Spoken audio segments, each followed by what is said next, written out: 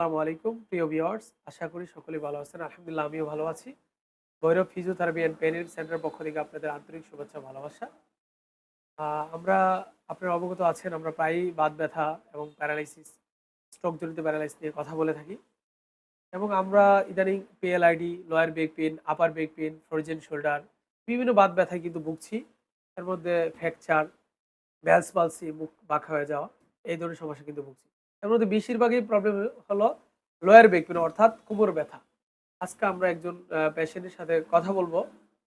তিনি দীর্ঘদিন যাবৎ ব্যথায় ভুগছিলেন এবং অনেক ডাক্তার দেখানোর পরে আমাদের সেন্টারে চিকিৎসা নিয়েছেন। এখন তিনি কেমন আছেন, কি অবস্থা?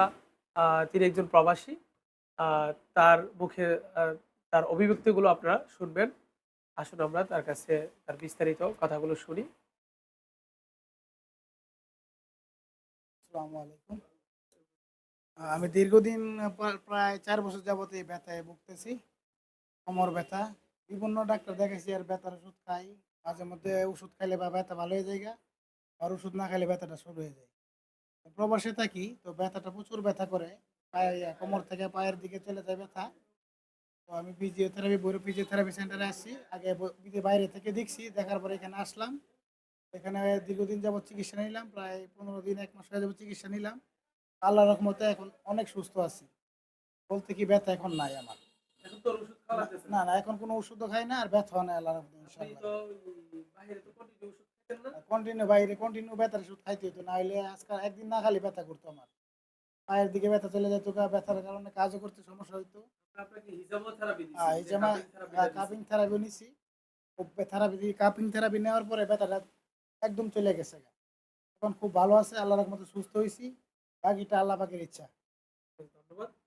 আ আসসালামু আলাইকুম প্রিয় ভিউয়ার্স। আমরা অনেকে আছি যে ব্যথার জন্য বিভিন্ন ধরনের পেইন কিলার খাচ্ছি। আসলে আমরা যারা বিভিন্ন ধরনের পেইন কিলারের উপর ডিপেন্ড করতেছি, যে একজন অল্টারনেটিভ চিকিৎসক বা ফিজিক্যাল ডাক্তার বা রেজিমেন্টাল থেরাপিস্ট আ কাছে যাচ্ছি না। শুধু মেডিসিন বিশেষজ্ঞদের কাছে যাচ্ছি। এই ধরনের প্রবলেম এর জন্য যারা অতিরিক্ত মেডিসিন খাচ্ছেন, কিডনির সমস্যা, লিভার সিরোসিস এবং হার্ট প্রবলেম, হার্ট বার্ন এবং অনেক স্কিন ডিজিজেস পর্যন্ত হতে পারে।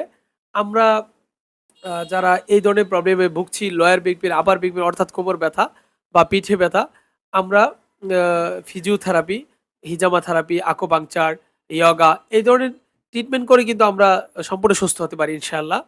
প্রিয় ভিউয়ার্স, এটাই বলব, যারা দীর্ঘদিন যাবৎ ব্যথায় ভুগছেন আপনারা কাপিং থেরাপি অর্থাৎ হিজামা থেরাপি এটি গ্রহণ করতে পারেন এবং অসংখ্য রোগীদের আমাদের রিভিউ রয়েছে যারা বিভিন্ন ব্যথায় দীর্ঘদিন যাবৎ ভুগছিলেন, তারা সুস্থ হয়েছে।